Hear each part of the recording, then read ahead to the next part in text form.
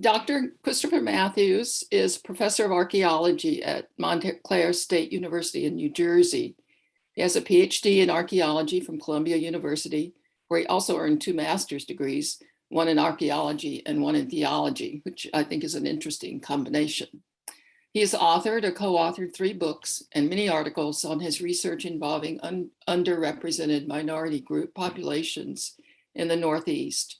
His most recent book, A Struggle for Heritage, Archaeology and Civil Rights in a Long Island Community, discusses his work in the area that many of us know as Chicken Hill, the community of descendants of Native Americans and African Americans located in Setauket. Dr. Matthews uses historical archaeology of underrepresented peoples to provide a counter narrative of what we know about the past, grounding it in concepts of social justice. As the book series editor notes, it is imperative that we work toward developing a more inclusive past, because this work can help us develop a more inclusive present and future. For this reason, Dr. Matthews' topic is very appropriate as our first OLLI community lecture in a series on diversity, equity, and inclusion. Dr. Matthews, welcome. Okay, great. Thank you so much for the wonderful introduction. And it's such a great pleasure to be here and to see such a big turnout. I'm really thrilled. As you can imagine, when you do research and writing and teaching and professoring and all sorts of things, really the biggest joy is being able to share what we learn with the world around us. And especially in this case, since you all are, would gather mostly Long Islanders, if not town of Brookhaveners, if not Stony Brook and Setauket folks, this is a story that's close to your home, and I'm hoping that there's some interesting new information for you to consider, and maybe even some things you can do to help out. So I'm gonna share my screen. That, and then let me get my slides up because they're here. I've lost you guys. Are my slides visible? Can someone give me a audio? No. No, not visible. Okay. Yes, not visible. Yes, not visible. Thank you. I will figure that out. What have I done wrong now? Okay. How about I do this? I'll move this over here. I'm very sorry about the delay. Okay. No worries. Get rid of the. Okay. Let's try this. Okay. There you go. Do we see that now? Mhm. Okay. I want to open the wrong window. Now you're gone. I know. Okay. I did that one on purpose. I'm so sorry. That's okay. Come on. Where'd my Zoom window go? Okay. Oh, there. I've made you guys all tiny.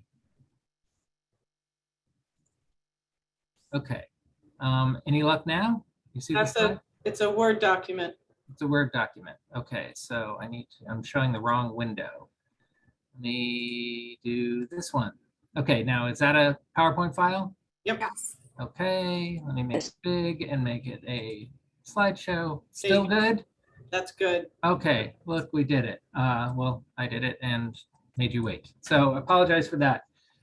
So this is the cover of my book that Helen introduced. It just came out last year. It's coming out in a paperback form after New Year's, I'm happy to say, because the press wanted to charge you your entire life savings for this, which is just what they do to make the libraries pay for it. And I'm very proud of this work. As I said, it's about a community in Setauket. As you heard, it's a community in Setauket that are the ancestral community of the folks who live there now, mostly along Christian Avenue. Helen, part of this community did live in Chicken Hill, but I'm not really going to talk about Chicken Hill today. I'm going to just talk about some other things that are connected to this community. So just to clarify that one point. So let me begin. Did I do this? Great. All right, this mundane document is among the most important records associated with Long Island's historic communities of color. It's a deed to a property and was now in what is now Oldfield, small community to and formerly part of Setauket, a village that, as you know, is on the north shore of the island. The deed is for a half-acre lot on the west shore of Conscience Bay that was sold by Silas Tobias to Abraham Tobias for $30 in 1823. We know from other sources that Silas and Abraham were people of color and that they were likely related, either brothers or perhaps father and son. The document also establishes the historic ownership by the Tobias family of a plot of land that contains one of the most significant archaeological sites in the area. These remains are what is left of the home these two Tobiases and their descendants built and lived in for most of the 19th century. The deed is also the earliest record in Setauket identifying people of color as property owners. And today I will discuss some findings from the archaeology of the Tobias site, as well as another site that was home to the family of Jacob and Hannah Hart. I will also discuss how this work is part of a larger collaborative effort led by the descendant Native and African American community in Setauket, which is an effort at cultural and social preservation. First, though, I want to discuss the context for understanding this work in both contemporary and historical perspectives, especially because this is a discussion framed by diversity, equity, and inclusion. As you all know, 2020 was a terrible year, thanks to the pandemic, but also because of the highly visible and documented murders of George Floyd, Ahmaud Arbery, and Breonna Taylor, among others. If anything good came out of these tragedies, it was a sharp rise in consciousness of the historic struggle of Black as well as Indigenous people to survive in America. While American history has countless stories of triumph and success, these are partial at best, and at worst told at the expense of vulnerable populations if they are not properly contextualized.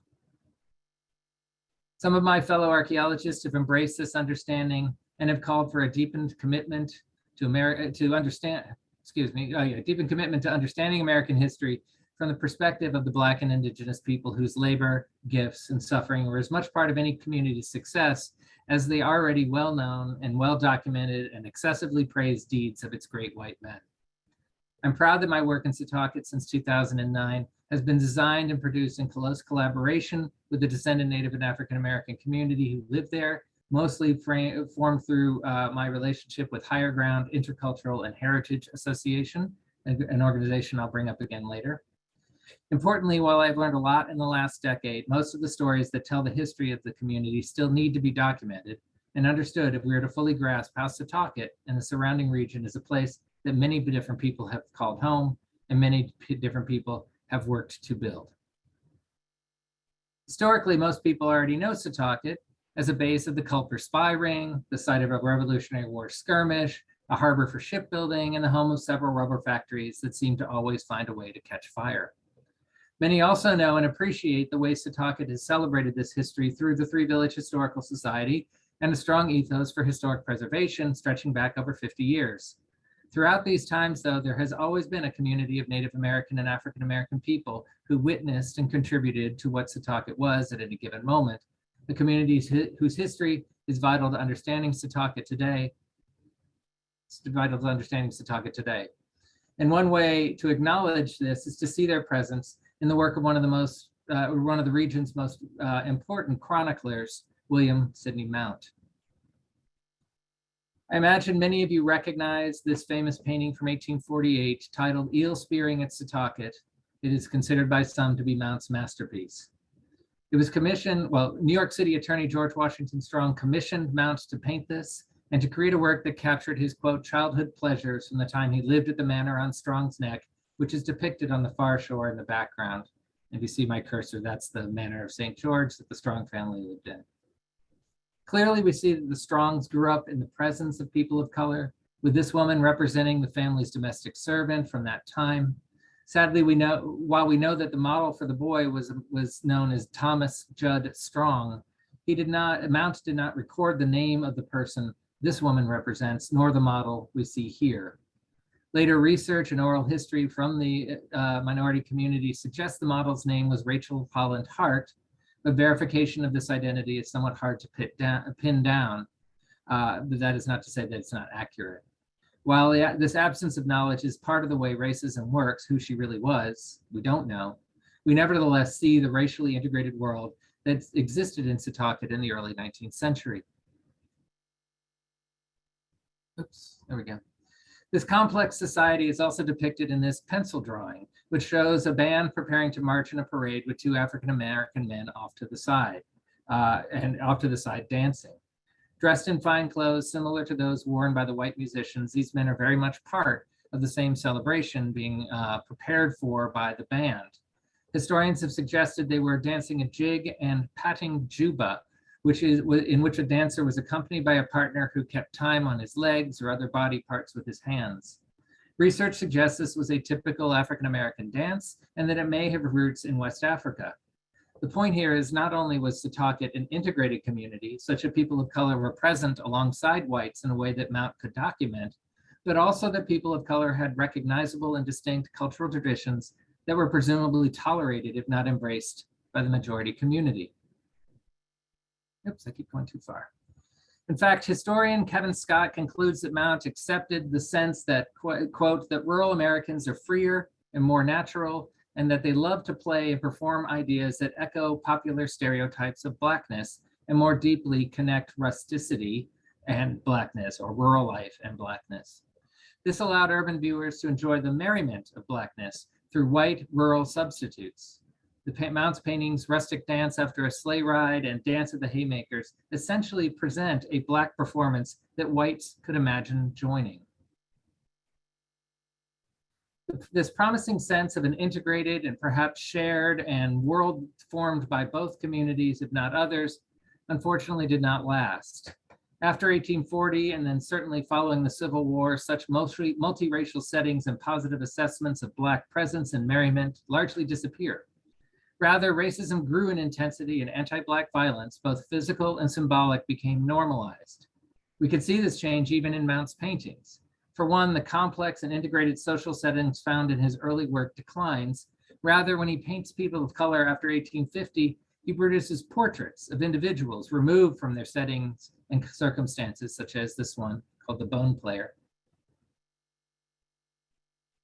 Critics noted this and seized on the implications of this change, such as in a commentary on this painting from 1851, in which the reviewer wrote, "Sale of a Negro, one of the finest specimens of the African race was sold yesterday in our city. The public, however, ought not to be alarmed, but the subject of this notice is nothing but a chef d'oeuvre of our inimitable artist, William Sidney Mount, representing the Black hero of a raffle for a goose." And that's a New York statement, as I think my slide shows. So that's the community that statement is being written for. As art historian Karen Adams observed, there's nothing in any of Mount's later paintings of Black people that would offend a slaveholder. So something had changed in Mount, and I'm thinking that something was changing in the world he lived in, and that's what I think we see documented in the history of his paintings as we look at them chronologically. The intensity of, let me go back.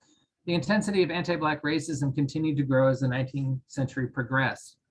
By the 1880s, Long Island communities hosted minstrel shows and masquerades based in the dehumanization of Black lives. These were performances in which white people would dress up as Black people, painting their face in a way to entertain other white people about the humor or cultural inferiority of African Americans. As an example, the Long Islander, the newspaper, reported on a performance in Huntington in 1888, I believe. I don't seem to have my date in here. Yeah, 1880s. And from the newspaper, it wrote, "The plantation song of the Lime Kiln Club was a little ahead of anything in the minstrel line ever seen in this town, and the audience were fairly convulsed with laughter. The climax came when the bustle dropped from the rear of the dress of the fair African.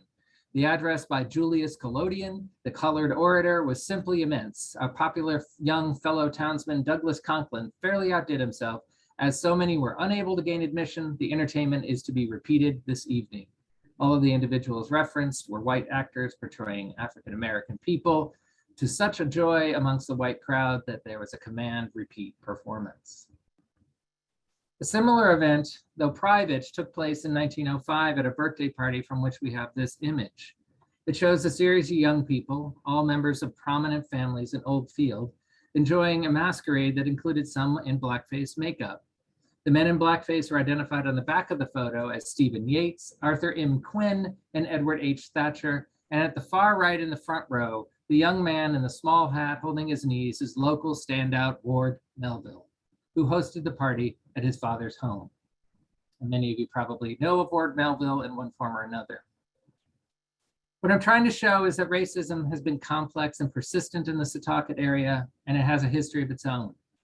As we seek to understand the lives of people of color who lived there, we need to recognize the dynamic context that they lived through. In this case, racism intensified, creating more difficult circumstances for people of color as the years passed.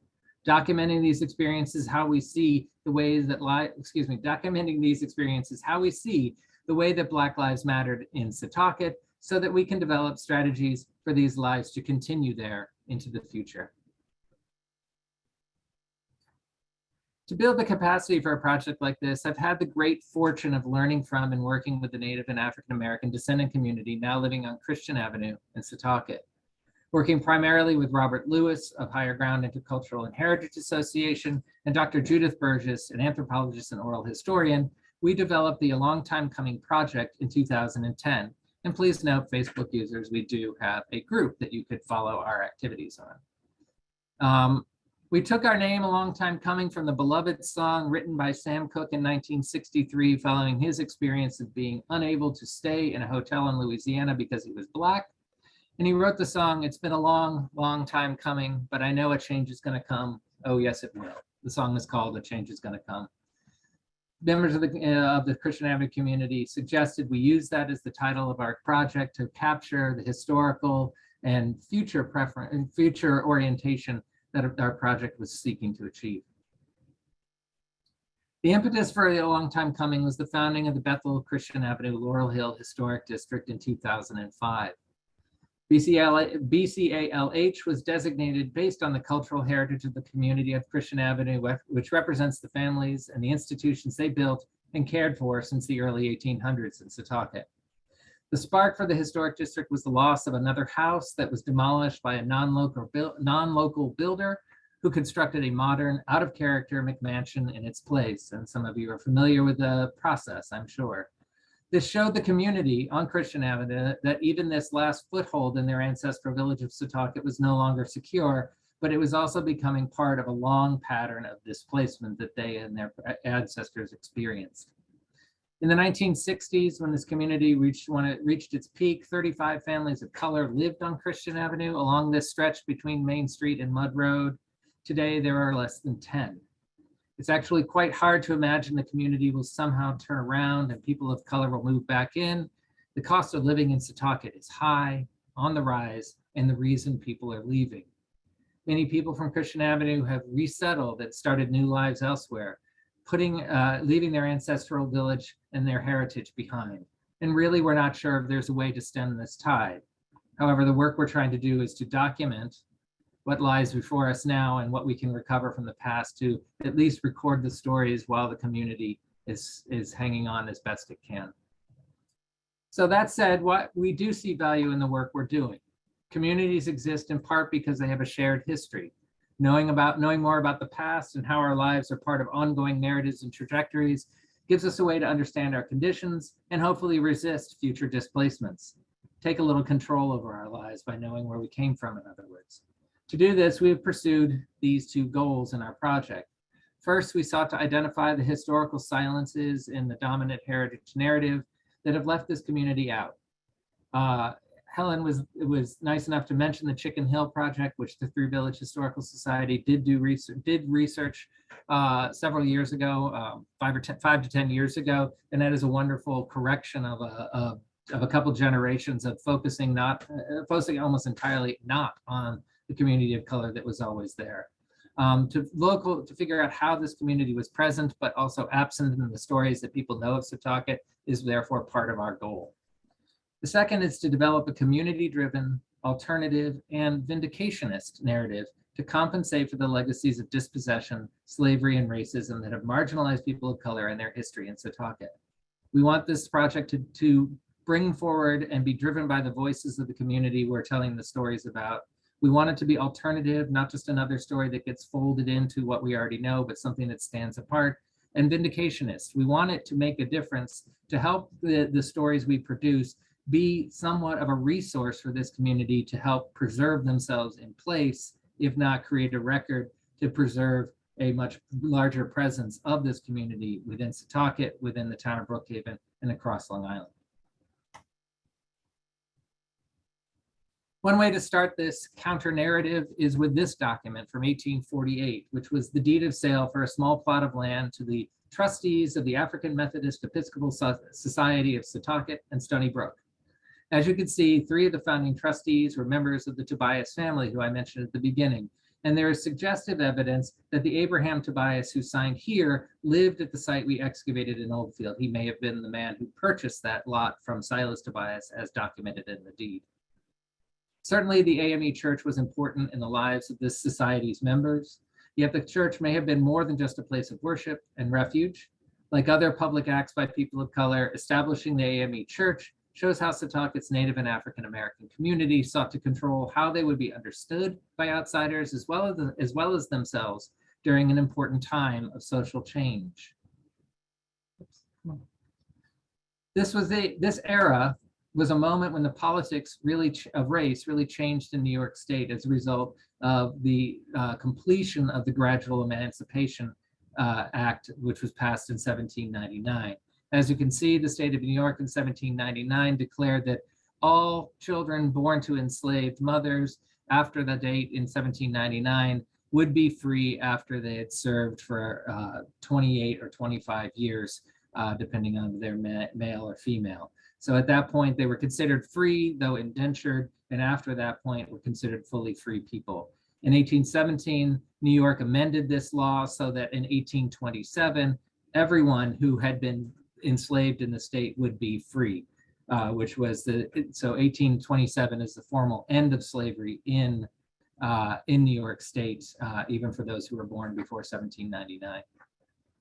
At the turn of the 19th century, in the town of Brookhaven, there were 454 people of color recorded in the census, and who were evenly split between those who were enslaved, 224, and those who were free, 230. According to the 1800 census, Silas Tobias was head of one of just a few free households of color in the township. And during the Emancipation era, the number of enslaved persons indeed declined, though many former captives still lived in white-headed households. By 1850, or about the same time that the AME Church was founded, 75% of all people of color in the township lived independently, which suggests that there was a community that had become established and was growing, more robust and visible. And this was certainly one reason why this community and others across the island opened or established AME churches all across Long Island. The archaeology at the Silas Tobias site contributes to this story in the way it documents several strategies the Tobias family developed to establish and maintain their freedom. With archaeology, moreover, we can see how these people practiced a life in freedom in ways that we cannot observe by looking only at documentary sources. And one of the underlying premises of the kind of work I do is that for the most part, people of color like the Tobiases, the Harts, are not well documented in the historical record, which tends to be, as you know, the story of the wealthy, the white, the powerful, and the presumably significant. And everyday people, Black, white, or other, are often absent and missing, except by routine documents such as a deed of property, a census, tax records that they are listed in. But we don't get to hear much from them directly.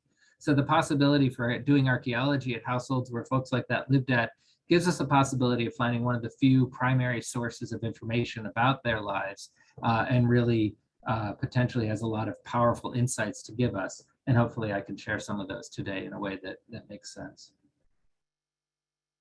So that said, I want to start again by looking at the 1823 deed, which mentions, as I have underlined here, a dwelling house and lot of land situated on the west side of Conscience Bay, containing by estimation half an acre as the fence now stands.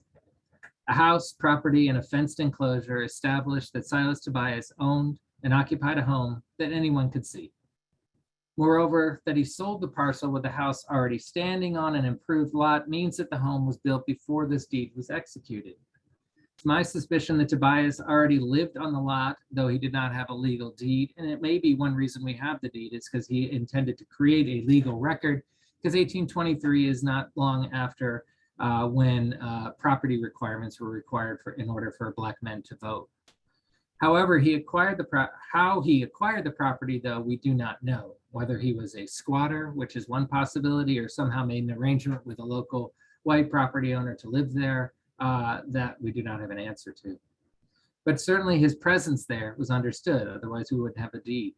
It may be that he and his relative Abraham obtained the deed to secure their ownership, as I said, in order to get the right to vote, which was a law passed after 1821 that Black men had to have property. Tobias is also documented on the 1800 federal census, as I mentioned briefly before, where he appears as Silas, a Negro, as it's underlined here, the head of a household consisting of 5 other free persons. That's what they titled that column in the census that year.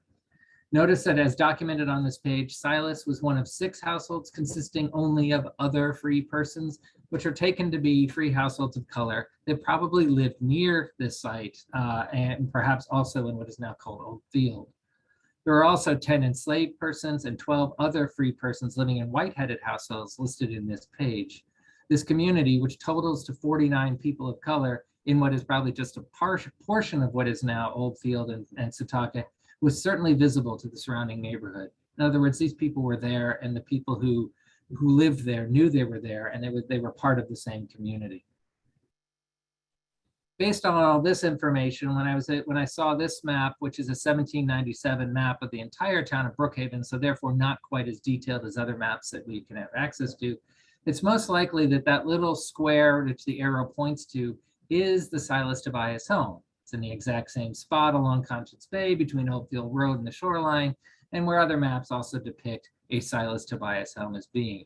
So our notion here is that probably around 1800, if not 1790, we have a home there.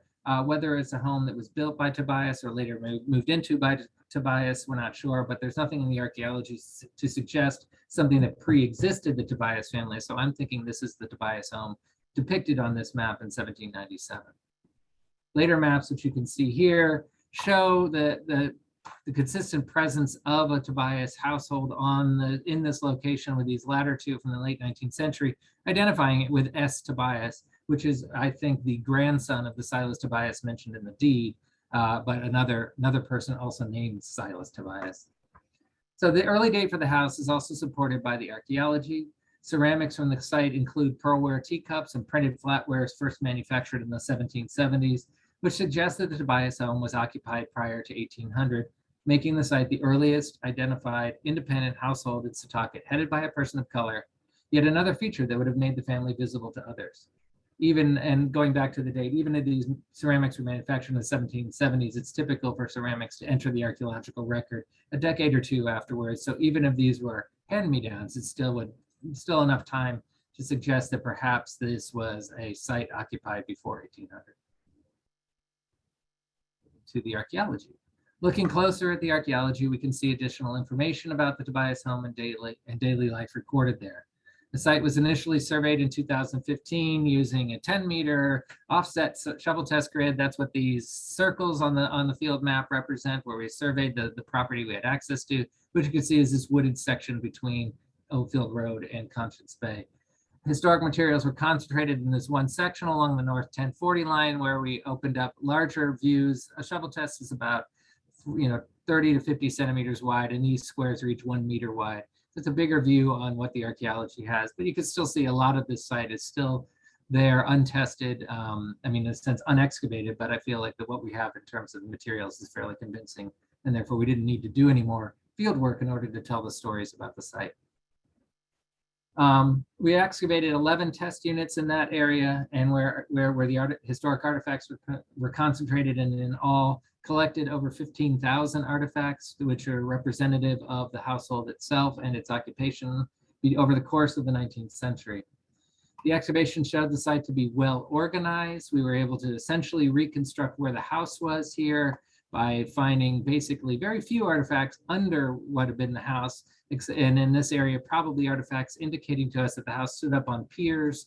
There's remnants of piers in these 2 units because the artifacts under here were larger and not the kind of thing you would leave lying around, but maybe if they were under the house, that would make sense.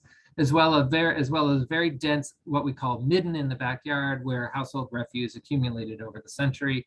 And then the fall line of where a chimney that stood on this part of the site, which we had the foundation for in the archaeology, fell this way. And we could see some of those bricks even on the surface of the site. In other words, the archaeological site's well organized. We can understand it very effectively. And it gives us a little insight in that sense that this household was well organized and probably maintained well by the Tobias family that lived there for at least 3 generations. This data table, a table of numbers and categories, right, shows that a majority of the artifacts that we recovered were from the household and structural category, and that most others were related to food waste, such as food procurement, preparation, service, storage, as well as actual food remains, which includes animal bones and shells. This distribution is consistent with other household sites that archaeologists have excavated in the 19th century, especially former structures are no longer standing. And so in this way, at least, the household is a fairly typical small 19th century home that doesn't tell you much off on the surface until you dig a little deeper into what you actually find.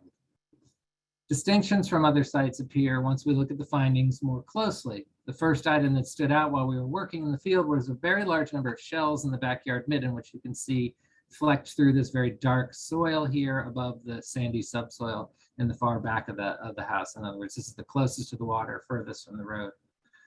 And the majority of these shells are soft shell clam, a local species that some of you may know is found in sandy or muddy bottoms of bays and estuaries like Conscience Bay. Most of the other shellfish species are also common in estuary waters like the bay, and thus the shells thus indicate that the Conscience Bay was probably a primary food source for the Tobias family, and the consistency of species throughout the levels of the midden as we excavated down, we found basically the same distribution of species. In other words, not a change in diet or a change in environment that would have caused a change in diet. Really shows that they regularly exploited their own shoreline over the generations they lived there, which is what would make sense. If you have the grocery store on your waterfront, you're going to make use of it to live on. The faunal collection, or the animal bone collection, is quite diverse, consisting of specimens of mammal, reptile, birds, and fish. Some of these are domestic species, though the absence of standardized butchery saw marks, as well as the presence of non-meaty parts of the animal, such as the fingers or phalanges and skull and mandible fragments, do suggest the family raised and butchered the animals themselves. So they were not going to market to get this protein, but rather raising and butchering and taking care of it themselves. Bones from deer, snapping turtle, and smaller mammals like rabbit and possum reflect trapping or hunting done to supplement the diet, protein in their diet from domesticated species. And bird species are both domestic and wild and include chicken, goose, and duck. And our faunal analysis was from Long Island, and she said, "This is Long Island duck, buddy." So, which I thought was a cute thing to add. The collection also includes a large number of fish vertebrae, which I have illustrated here, which along with the water birds and shells show that the Tobias family really did use the nearby shoreline regularly for wild food resources.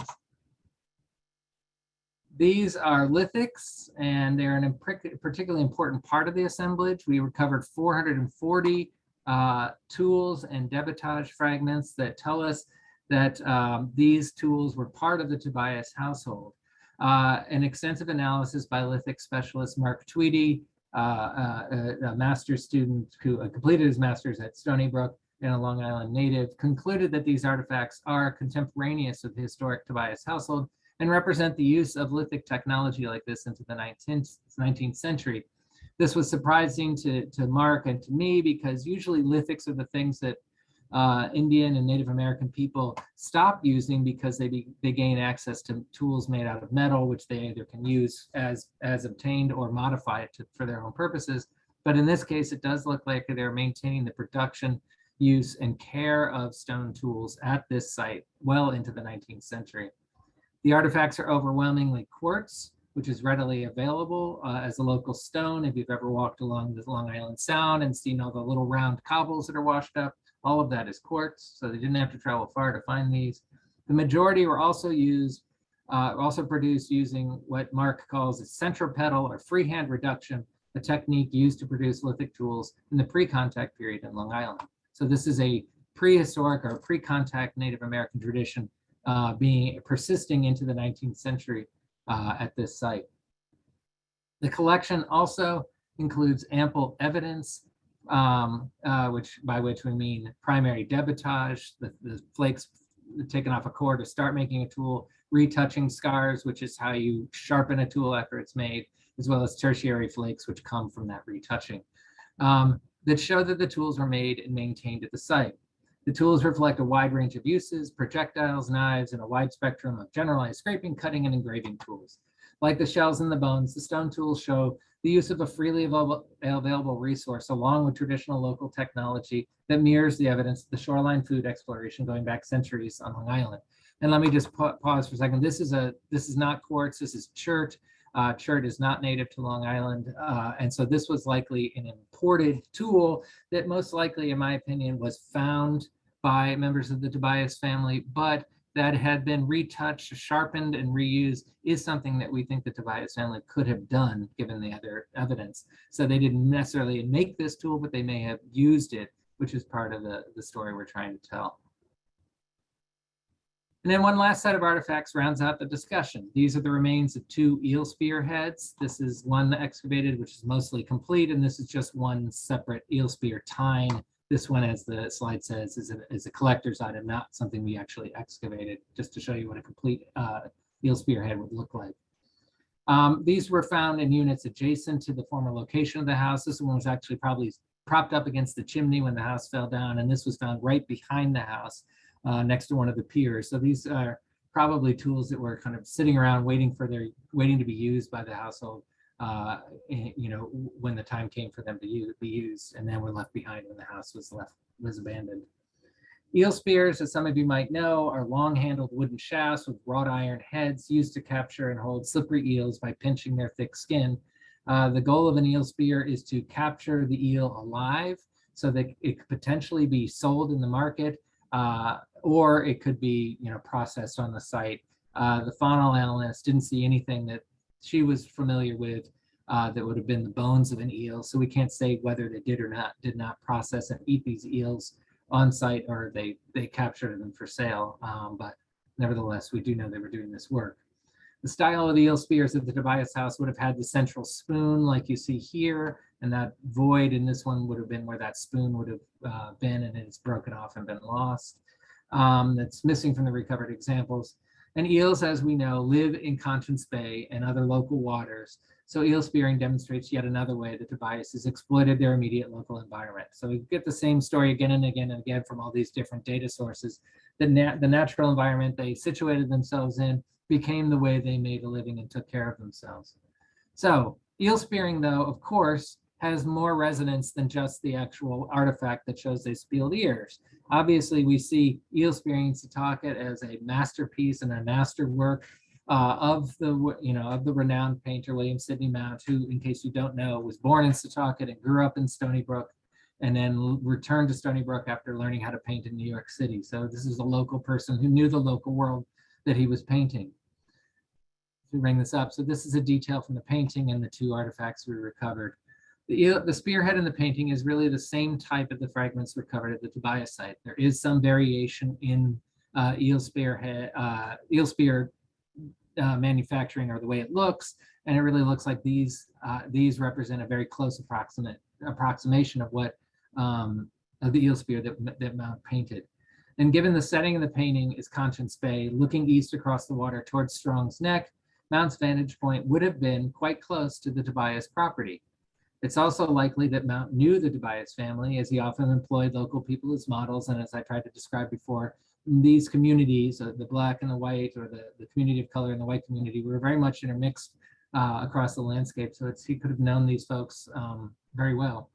There's thus a fascinating argument, and it's just a hypothesis, and I'm not sure it can be tested, to be made that the woman in the painting and the eel spear she is holding were both from the Tobias household. And if you want to be particular, you could think that this eel spear is this eel spear. And wouldn't that be cool? Like I said, well, we can't know that for sure. There's nothing we can do to test that because we don't have this eel spear. All we know is it was painted. We don't know what happened to it and the like. In all, the archaeological evidence from the Tobias site tells a fairly straightforward story of their use of locally available natural resources to support their livelihood. More so, the evidence strongly suggests that they knew and used traditional Native American cultural knowledge to do so, including both lithic technology, as well as living where they did because of the access it afforded to essential shoreline resources long used by Native Long Islanders, such as clams, ducks, and eels. While there's no documentation showing that the Tobiases were themselves Native American or identified as Native American, they do seem to have practiced in many ways indigenous ways of life. What does it mean, though, that the Tobias family lived in many ways like Native Americans in the 19th century in Setauket? One perspective is that they represent the survival, the resilience, the persistence of indigenous people and culture despite colonization and displacement. But I don't think this interpretation, which I think tells us is a good interpretation, tells us the whole story, because after all, they founded the African Methodist Episcopal Church, very clearly representing an identity or understanding that they were African as much as they were Native American. Rather, I think what we see here is less the preservation of Native American culture than the creolization of American life as communities in the 19th century adjusted to freedom and learned from those that lived around them. Certainly, the archaeological data provides evidence that they followed a visibly alternative way of life in Setauket. Fishing, eel spearing, trapping, hunting, shellfish gathering, and especially collecting and making stone tools would have been understood by outsiders as out of the ordinary as the 19th century progressed. These practices could have set the Tobiases up for ridicule, but I don't think they did. The authentic and carefully crafted image of the eel spear shown here, portrayed by Mount, a woman who dominates the scene and towers over the other character, a white boy and his little dog, falls in line with an understanding that daily life at the Tobias household was organized, successful, and framed in large part by their economic autonomy and political freedom. This may be exactly what Mount was trying to express in his painting. Arguably, it is what the community of color was saying to their white neighbors when they promoted 3 Tobias men as founding trustees of their new church. In this case, it was not their Native American or African ancestry that mattered, but their capacity to successfully lead a household of color in the context of an increasingly difficult and racialized society. Now, briefly, I want to take a look at the other site where I did field work with students from Hofstra and Montclair State. And this is the Jacob and Hannah Hart home site, which was located right in the middle of downtown Setauket. If you're familiar with Main Street in Setauket leading up from 25A towards the library, towards the post office, you would pass this site at the corner of Main and Lake Streets. There's nothing there now. It's an overgrown lot, so you wouldn't actually see the house. We're lucky, though, to have this amazing picture of the house to help tell the story. To be brief, in our excavations, at the Hart site, there are no shells, very few animal bones, and even fewer lithic tools. Instead, the site itself and the materials recovered paint a picture of a different and more difficult way of life for the Harts than we could see with the Tobiases. 2 prominent archaeological findings, also and by, for the sake of keeping things relatively brief today, illustrate this thought. First, throughout the site, there was a several centimeter thick layer of grit and sand that overlaid a buried ground surface. You can see the arrow pointing to that right here in the profile or the excavation wall. And this is that grit sand coming down on a buried and largely undisturbed ground surface. And you can see a spoon starting to peek through. So the artifacts that tell the story of the site, of the Hart's occupation site, are buried by this sediment. I think, based on my understanding of the history of the site and the way environmental sources work, that these soils are the result of the 1938 Long Island Express hurricane that devastated many parts of the island, including the Hart's home. The soil suggests the site was severely flooded and the yard buried with flood wash and sediment, ultimately making the site no longer inhabitable, at least after 1938, at least by 1940, if not right after 1938. The archaeology also suggests that the Hart home was abandoned. Okay, I just said that, ending the family's 50+ year residence there. Sorry, it's always trouble when you ad lib. Archaeology also shows that the Harts had likely been dealing with groundwater issues well before the hurricane. Several brick and stone surfaces and pathways, as well as a memory that there was a well under a water-bearing well under the house, suggests the family needed to mitigate water often.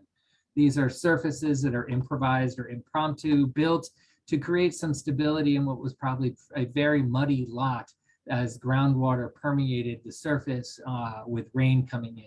And the source of that water is also related to a story attributed to the Jacob Hart was known to go out into the mill pond in Setauket and pull weeds. And it was interpreted as being a community service and what a nice thing for the man to do, when in fact, it may have very well been trying to get the weeds out of the way so the water would flow, because that water backed up into his property, causing him the kind of trouble that you might see an effort here to mitigate with bricks, stone, wood, and other reasons to create a clean surface. And the reason they needed a clean surface wasn't just because nobody wants to live in a muddy place, is that Hannah Hart, his wife, was a laundress. She made her living, according to the census, as someone who took in laundry from the surrounding community in order to earn an income and support the household. And being a laundress, dealing with this kind of landscape likely made taking care of the surface and keeping it clean even more urgent, since her livelihood relied on access to clean work areas on the property. So I think these are efforts by the Harts in as a group, as a collective group, to support the female head of households work, which was a way of the family making an income. The other finding relates to the lithics we recovered at the site, and this is all of them, 3 quartz objects. These stand out not only because they suggest a continuation of this surprising craft tradition perhaps into the 20th century, but also because in this instance, the artifacts show no evidence of use. This means that someone, likely Jacob Hart, had the knowledge and skill to produce the tool, but had no use for it. Unlike his Tobias ancestors who owned land and that could be farmed and had space for domesticated animals and could supplement their living with gathered resources from the land and water, Jacob Hart earned his living through wage labor at the local rubber factories and shipyards. As such, I think this tool was a memento to a community and a way of life that he knew but had lost as the world around him changed. The tool may have been a record of where his people came from, a story that would have been useful and important, though not one he or his family could use in their lives in the present around the turn of the 20th century. Instead, I think the tool was a placeholder in case the world around them did change, so they could find their way back, so they could recover the cultural and historical understanding of who they were before essentially life changed, became more racialized, and became more based in wage labor. With the benefit of hindsight, we know now that this world never did change back, but we can recognize that despite their difficulties, they may very well have kept something on hand to guide their sense of self and history in ways that set them apart from the increasingly racist society around them. Oops. To know these stories of struggle and survival exist is the way we can begin to craft narratives this community and others like it need to survive in their present conditions. Faced with the vagaries of wage labor, the often marginal places left for them to live, and the consistent and increasing racism that controls their lives, the very survival today of the dissenting community is a marvel worth recognizing. My hope is that this work, the work I've done with Higher Ground and with Dr. Burgess and the resources it has produced, which include my book as well as other materials, will also help the neighboring primarily white communities understand the importance of preserving the cultural world and heritage of Christian Avenue's residents as not only an artifact of a special past, but of a living population whose existence enriches us all. And that's it. Thanks so much for listening. And again, there's our Facebook link, which you can just find by typing in "A Long Time Coming" and you'll find us. I'm happy to take questions. I'm not sure if Great. Let's see if we have any questions in the chat. I know, John, you have your hand up. John Gobler. Yeah, thank you. I was just wondering, Chris, if you had seen or read the book called The Underground Railroad on Long Island, Friends of Freedom. Yes, I have. By oh, I can't remember her name, but she was based on the families in Westbury, right? That's correct. Also Yeah. Jericho, yeah. Yeah. Basically, they were Amish, people, Quakers, Friends of Freedom. Friends of Freedom was just that, Quakers, really, basically. Right, exactly. Yeah. So Interesting story, though. Yeah, it's a very impressive story, and the Quaker abolitionism and anti-slavery was essential to developing bringing about the end of slavery in the state, both in New York and where I am now in New Jersey, and they deserve a lot of credit for going against the grain, those that did.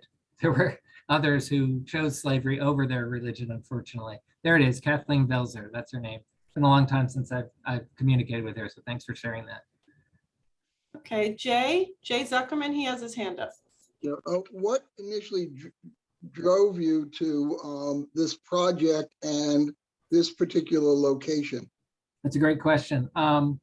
I was formerly a professor at Hofstra, so I was on the island and I was doing research, and I had done a project at Lloyd Manor, which was the home of Jupiter Hammond, and we excavated a small structure adjacent to that that may or may not have been a slave quarter or something, like maybe even a home where Hammond lived. But because of that, I was connected with what's now called Preservation Long Island, and they became interested in my work. That's their site, and their preservation advocate was a woman named Charla Bolton, and Charla had met with Robert Lewis and worked with them to create that historic district nomination in 2005. And so when she learned about my interests, she said, you need to meet Robert. And then I met Robert, and he and I have been close friends now for 12, 13 years. And it was his invitation to work on with his community to address the needs of Higher Ground and the Christian Avenue folks that drew me there. And really what was attractive was not only Robert's amazing personality and intelligence, but also the fact that the community's there. And I saw an opportunity for the work that I do to serve folks who are fighting against the tide of displacement, and unfortunately is often not the time archaeologists show up. Usually we show up after people are long gone. That's what makes it archaeological. So we have an opportunity in this case to do archaeology to support a living community as they try to preserve themselves in place. Thank you. Yeah, thanks. Great question. Okay, Sue and Bob Steinman. Thank you. Further to the east in Southold, I live right near the William Floyd Manor in Mastic Beach. Mhm. And I photographed the cemetery, the slave portion of the cemetery beyond the fence out there. Right. But there was a lot more slavery in Long Island than anybody realizes. Some of my relatives out east by Southold, I was very proud that they were patriots, because they wanted to trade with Connecticut. Mhm. And so that's what motivated them to become patriots, because of the taxes. But I was shocked when I found out they were slaveholders. Sure. And there should be, I think, I know the Southold Historical Society has a lot of records out there, but there should be some similar kind of families, independent families that lived out there too after freedom. Mhm. And that might be an interesting place to continue this research further to the east. Oh, sure. Um, Yeah, absolutely. Because you have near Southold, you have Fort, is that Cutchogue out there? The fort? I don't Yeah. know my forts that well. Well, you Uh, have out there, you have Conscience Bay, you have a lot of, further east, you have indigenous people, you have, in the area, you have a big cemetery there where a lot of the early families were buried, and a lot of them had slaves. And it was, when I went to the Floyd Mansion a number of years ago, I asked them, were there slaves? Because one of the dolls made out of grass, sweetgrass, looked to me to have African features. Huh. So about 8 or 9 years ago, I said, were there slaves here? And they said no at that point. oh, But sure. subsequently, they've come to terms with that. And now that's not what they tell people touring, because there definitely was a combination of slaves, wage laborers, and indentured servants. Sure. But, there's an awful lot of research that needs to be done of marginalized people here that have been totally ignored. I couldn't agree more. And your knowledge of what's out there is how these things start. So I'm sure there are people in the Southold community who would support this work, and feel free to reach out to me if you can send me an email, and I'd love to have a dialogue about opportunities we might be able to do. Either something I can facilitate, or I have colleagues on the island who might have students who could do some groundwork on that. Because yeah, the more we can tell the story, the better off we'll be. Thank you. Thank you. Hey, Chris, there was a question in the chat, and I'll get to some of the other hands that are raised. Any theory how the Tobiases and Harts arrived on Long Island? That's an excellent question, and I wish I had a good answer. My understanding from descendants of the Tobias family who do trace themselves to this Silas Tobias is that they think that at least one branch of that family were Connecticut Native Americans who came across the sound and settled in this area. They don't know why they did, or even if they did, I mean, when they did in the 18th century. And the Harts are also not well documented, because essentially what we have is we've got these people in the community, and then they pop up in the documentary record when they do, and then we can take it forward. But the community traces Tobias's. I actually pushed him back into the 18th century with that one argument I'm making, but they had them going back into the early 19th century. Same thing with the Harts. There is documentation of a young Jacob Hart in the household of his father. And a later map suggests he actually grew up just a couple of houses down from where we ended up excavating where he lived. And his father was William Hart. And there's another narrative that William Hart was married to a woman named Rachel Tobias, who could have been the model for the eel spearing, painting. But again, who that woman actually was, we use the community's understanding as a woman named Rachel Holland Hart. We're just not 100% sure the way a historian needs to be. So not knowing that answer is frustrating, but it's very typical. The early people of color in places like, a place like Setauket or Long Island, and anywhere, people who were enslaved, who are people who were brought in and marginalized and racialized over time, that understanding their origins is definitely difficult. It's a great question. I wish I had a better answer. I'm going to skip to, I know there were some others that raised their hands, but Tobias? Can Samira talk? Because she's the person she's a descendant. I didn't see you. Hi, Samira. Samira. Hi, can you hear me? Yes. Yeah. Okay, great. First of all, I want to thank you, Chris, because if it hadn't been for all your hard work, there's a whole lot of time in my family history that I would not have been able to account for. My dad left Long Island as a young boy and had very little contact with his father. So I couldn't get much information from him. So this experience that I've had interacting with a long time coming and visiting Setauket and talking to local people has been immensely helpful to me. And I'm grateful for every moment. I am certain that Jacob Hart was the son of Rachel Lucretia Tobias and William Hart. Rachel Lucretia Tobias was the daughter of Abraham Tobias, who also had a son who grew a family there in Setauket.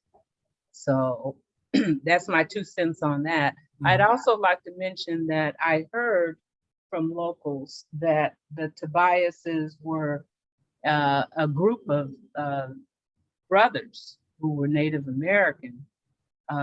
We have no way to confirm it, but that's their theory, that they migrated from the south side of the island, maybe from one of the reservations there on the south side of the island. I'm not exactly sure. However, I do know that there's a very strong connection with the Strong family, that there were several women, a family, and a mother and 4 daughters who were manumitted by Thomas Strong. And a couple of those daughters married Tobias men.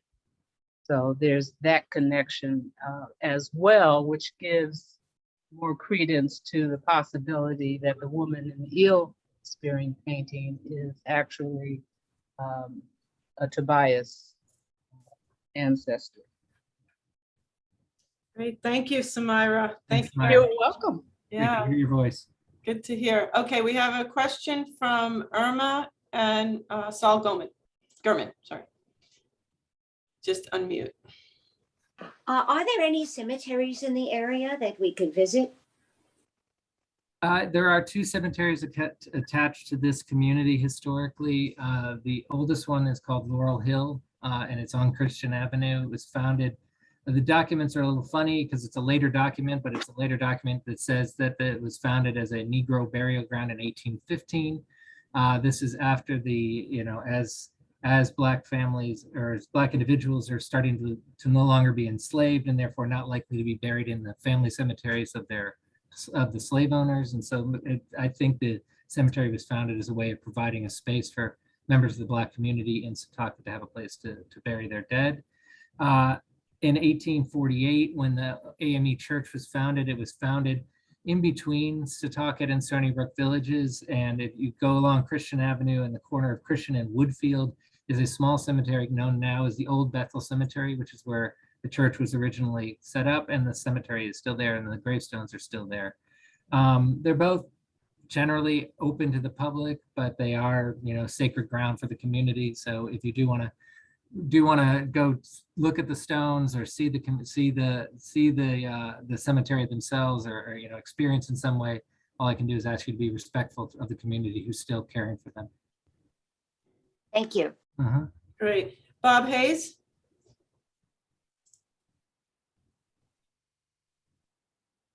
Thanks, Liz. Hi, Chris. Thanks for this lecture, and thanks for the Tobias descendants that have come on. I was fortunate to have some activities with a group called Building Bridges that was created by the Bethel Church and Setauket Presbyterian. And the Bethel Church is a very vibrant situation, and they're also trying to I guess not upgrade, but improve. I think it's the VFW over there, and I was wondering if you know anything about that situation. Sure, there is. When I showed the map of Christian Avenue, you have the Bethel Church, you have Laurel Hill Cemetery, and you have the American Legion Hall, which is named for Irving Hart, who is a veteran of both World War I and World War II. Not too many folks had that experience. And a member of the Hart family lineage that Jacob and Hannah were part of, and their children. The American Legion Hall was founded right after World War II. As I think you know, after World War II, there was an effort to integrate the troops, and apparently in Setauket they chose to segregate the Legion Hall. So I'm not sure why that happened, though some people have said it was more, it just happened. So that Legion Hall was built by the community for themselves, established a new Legion Hall for the Black community, and is now a really important centerpiece for the community at large. It's essentially run as besides Legion Hall activities, as a community museum. There are historic photographs, there are historic artifacts, there are official military portraits that line the walls of the place. But the building itself is not in good shape. It was my understanding that they just got a grant working with another organization, maybe it is Building Bridges, I'm not sure who it was, to start doing some of the remediation they need to do in order to actually use the Legion Hall. And it would be absolutely outstanding if they could do that, because it's such a precious site and such a useful place for the community. It was where our lab was when we were doing the archaeology. It's where we met every morning. We'd go out to the site and work and come back, and we'd process artifacts, and we did interviews there. And it gives this community a space outside of the church, which is also there, a space that really allows them to do great things to help preserve their identity. It's where the family reunions are held. I don't know. So it's another thing to look for in terms of ways you can help. Contacting, I would recommend contacting Bethel AME to find out who's in charge of that project, because it is not a higher ground project, so I can't tell you to contact Robert Lewis about it. So, but if you don't have any luck trying to find it, please feel free to send me an email and I'll do some legwork on your behalf. Okay, thank you. Sure. Okay, we have John Gobler. You want to unmute?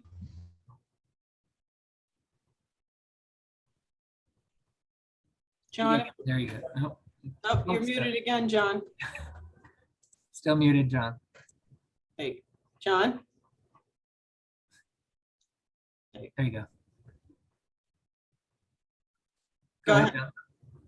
I didn't have anything more. I'm sorry, I just forgot. Oh, your hand was up. I know, I forgot to take it down, sorry. Oh, okay. Samira, you had your hand up? I hope I'm pronouncing your name properly. You got it. Samira, your hand is up. You have to unmute. Okay, there we go. I wanted to revisit the old Bethel Cemetery, which is not as close to the Bethel Church as Laurel Hill is. I think Laurel Hill is almost directly across the street from the church, whereas the old Bethel Cemetery, we are guessing was the early site for the church. The church burned down and then they moved it over further up on Christian Avenue. But that cemetery is in danger. We were able, my cousin and I, Vivian, were able to get some signage for the cemetery and to get it placed on the list of historic places, but it does need help. So I just want to put it out there that if there are folks who might be interested in working with us on keeping that cemetery intact, we certainly would appreciate it. I know that there are locals, Hub is one who contributes to upkeep, but Hub is getting older and not able to, to do as much as he once did. So, Samira, your yes. email, is it in the chat? The Samira Tobias at att.net? That's correct. I'm going to put it in for everybody again. Okay, thank I'm you. gonna try. Nope, didn't work. That in case anybody wants to contact you. That would be great. That would be great. At att.net. And when we had another question, here we go. Jay Zuckerman. Are the sites you've identified noted or marked or staked or have signage? And what are your next steps at this particular location? They're not marked because we haven't had the capacity to do something like that. And plus one of the best ways to preserve an archaeological site is to make sure nobody knows about it. Because you don't want the non-archaeologists who like to dig things up to have their way with it. So one of the things that we've talked about with Higher Ground is perhaps trying to put some signs up, especially at the Hart site, because that's on public land. It's owned by the Three Village School District properly. Though when we told them that, they didn't know it, which was kind of funny. The Tobias site is privately owned, and the owner who gave us permission to do that excavation has since sold the lot, and I don't know the new owner, so it's not impossible that they would be interested in having some sort of recognition. But for now, I'm actually content knowing that these sites are sort of invisible to people who don't know that there was an archaeological project there. As far as next steps, my effort is focused on supporting Higher Ground to build capacity. It's a small organization. They are doing the heavy lifting of preservation work for this community. They have support from members of the community, both people still living there and people who've moved away but are still connected. They're trying to build a capacity so that as folks who are in the community, in the organization now get older, that this organization will be able to survive. So they have a grant from the Gardner Foundation to develop opportunities for training new community members, but also curation, so the artifacts, which are actually here with me at Montclair State of New Jersey, which does nobody on Long Island any good, but they're cared for here. We're hoping to find a destination for them so other researchers could access them just to see what we found, whether they're archaeological or otherwise. So it's a good question, and I wish I had a better answer, but right now we're still working on it. Two other questions. Where are the artifacts that you found located? And secondly, why is the site Laurel Hill called Laurel Hill? Okay.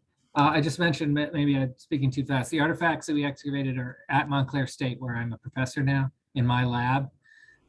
They're just, until they have a proper curation facility on Long Island, they'll stay here. and people can come visit them if they'd like. You just have to come to New Jersey. And Laurel Hill is named Laurel Hill because it's named Laurel Hill. I don't know. I think you'd have to ask somebody else. It's been named that way. I assume there is some sort of laurel plants or trees growing in the neighborhood. I do remember one person's documentation that she said, I know why it's called Laurel Hill because the laurels are growing all over. But I don't really know if there's an official reason why it was named that way, or maybe a better answer, a cultural reason, a community-based reason why they chose Laurel Hill versus some other way to document the space. One last observation. Have you been in touch with the Long Island Museum in Stony Brook about having an exhibit there or having the artifacts there? Well, I have, and they did an exhibit not that long ago, which included some of this material. I don't think we didn't have any of the artifacts they excavated, but related artifacts from the community. And I believe I saw some from the museum in the group. I don't know if Jonathan's still here, but Jonathan would, I think they would consider doing that with enough support. So send them a message saying, here's what I'd like to see at the museum. Maybe they'll listen. And they have a lot of the artwork of Mount Yes, in they do. It's a there as very well. very appropriate place to put this story together. Thank you. Sure. Okay, we have 3 more questions and then we're gonna, I know Chris has spent a lot of time with us and we appreciate it, but Cynthia, and then Yes. Joel, and then Jeff. Yes, I wanted to ask, on the early map that you showed of Brookhaven, I presume it was Brookhaven Town, but it had the Tobias house on it. A little ways from, a short distance from that house was a MS Episcopal church. And I was wondering if you knew anything about that. This is how it looked on the map. PRES MS. Sure, yeah, I you brought see it.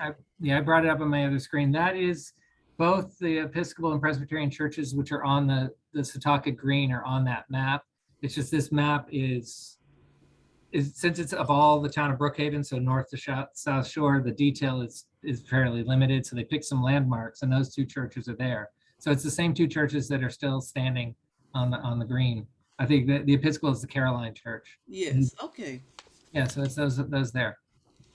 They look like they were in such close proximity to the Tobias house. It's just an artifact of the way the map was made. Understood. If you'd like, I'd be happy to share the map, and you could kind of put it next to a modern map, and you'll see how it plays. Yes, understood. Thank you very much. Sure. Joel and Doris Diamond.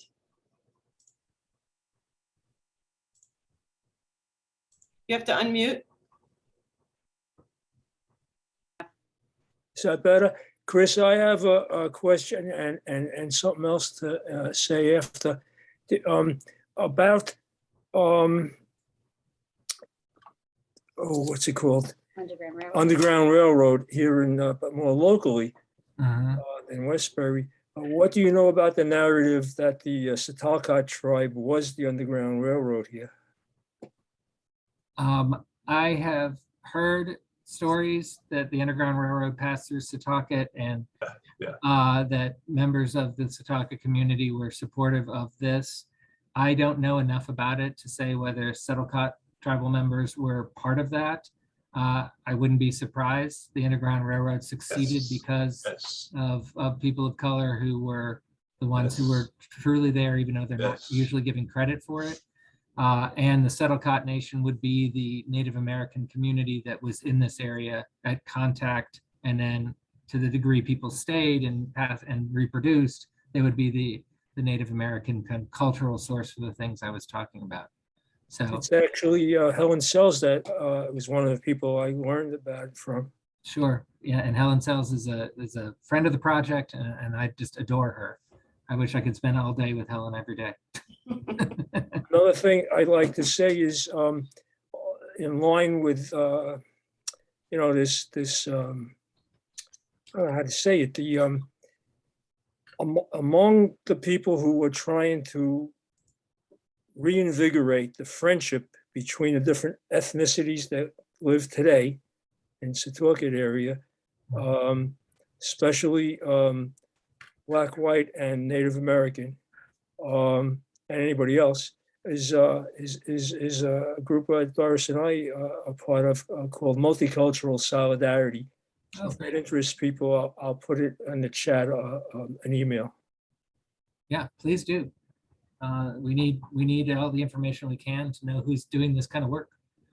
So, and if there's a way that if you'd like to reach out to me on behalf of the group, I can put you in touch with Higher Ground, or you already know Helen, so that's another route in.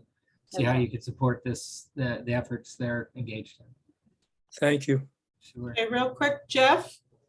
Hi, my name is Jeff Schnee. I'm the Vice President of the Three Village Historical Society, Hi, Jeff. and I'll actually be the president starting in January. Okay. Hi, Chris.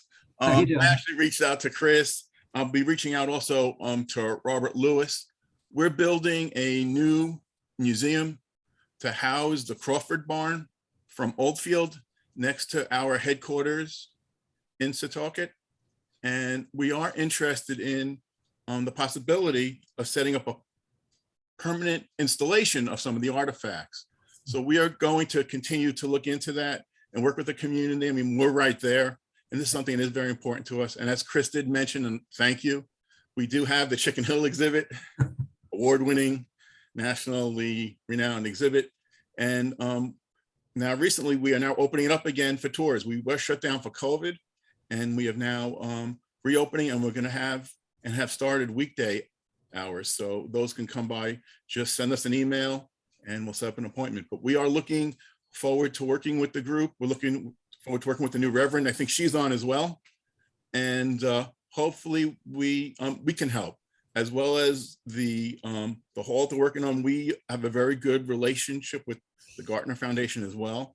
And so we look forward to helping all the other institutions that also get assistance from the Gartner Foundation. So any kind of help that we could be, we will be. Great. Thank you, Jeff.